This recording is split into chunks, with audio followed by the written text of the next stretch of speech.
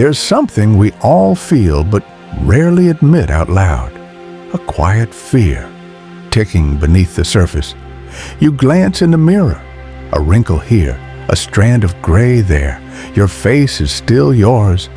But time has started to leave its fingerprints. And suddenly, you wonder, am I running out of time? Am I becoming invisible?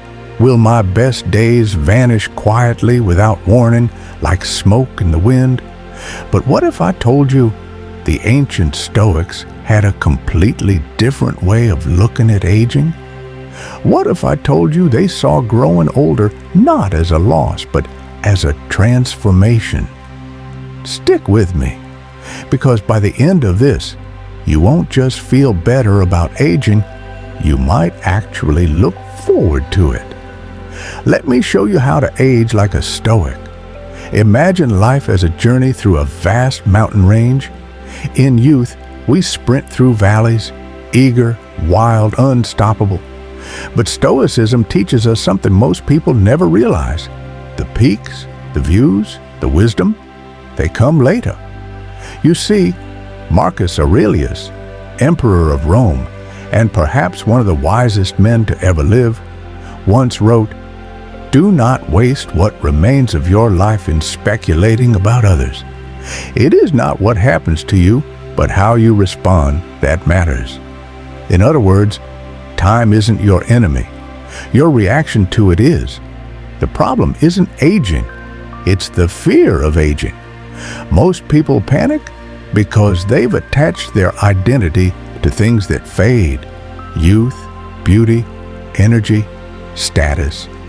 And when those things slip away, they feel like they're losing themselves. But the Stoics, they were building something deeper, something the mirror couldn't take away. Character, discipline, inner peace, self-respect. These are the currencies of the wise. When you're young, the world praises your potential, but Stoicism, it praises your presence, your ability to be still, to be grounded, to live with purpose, even as the world changes around you. That's the quiet power of aging with grace. Let's be honest.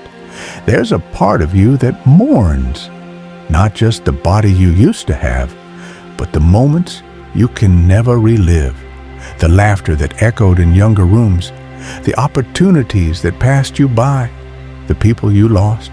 It hurts, and the Stoics never denied that. Seneca said, "Let us prepare our minds as if we'd come to the very end of life. Let us postpone nothing." They embraced mortality, not to be morbid, but to be free. Because when you face the truth of aging without flinching, you stop being afraid of losing time. And you start honoring every second of it. You stop chasing youth like a desperate flame. And instead, you become the fire. You begin to live, not for approval, not for vanity, but for virtue. You become the kind of person who leaves impressions, not just appearances. Here's the twist nobody tells you. The older you get, the stronger your Stoic power becomes. Why? Because self-control is forged over years. Because patience is born from pain. Because real courage comes not from how fast you can run, but how still you can stand. You become the oak tree in the storm, the one others run to when their worlds fall apart. You don't need to be young to be powerful. You need to be present. You need to choose what truly matters. And that's the Stoic way. You want to know the secret gift of aging?